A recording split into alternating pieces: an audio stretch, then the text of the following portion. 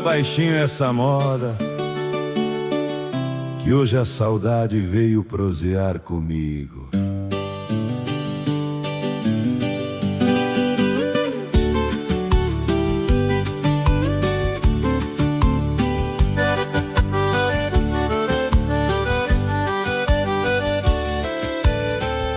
O sol se escondeu atrás da serra, a noite chegou devagar. Acendi minha fogueira pra velha viola escutar.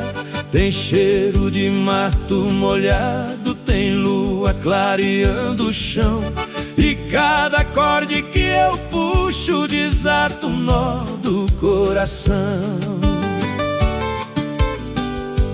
O café ferve na chaleira, no fogão de lenha do paiol. Lá no terreiro o cachorro já se deitou longe do sol.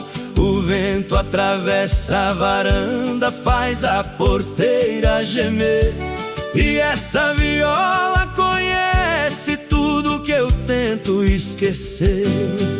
Viola ao pé da fogueira, lua pendurada no céu, uma saudade campeira que o tempo nunca venceu. Eu canto a vida na roça, o amor, a terra e o sertão. Enquanto a brasa se apaga, a viola acende o coração.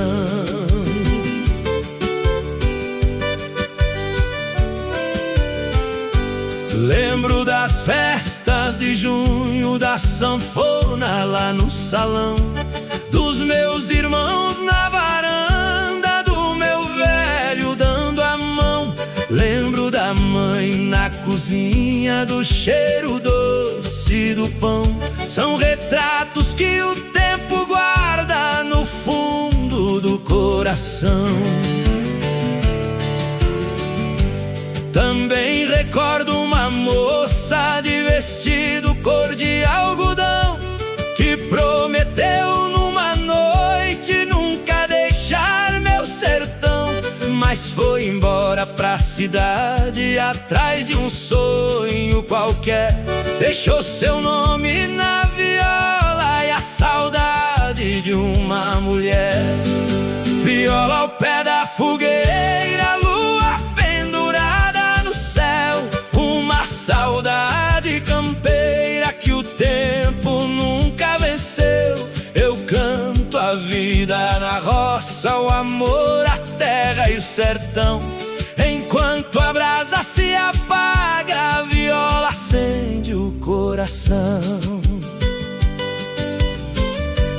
Quem nasce ouvindo viola nunca esquece esse som.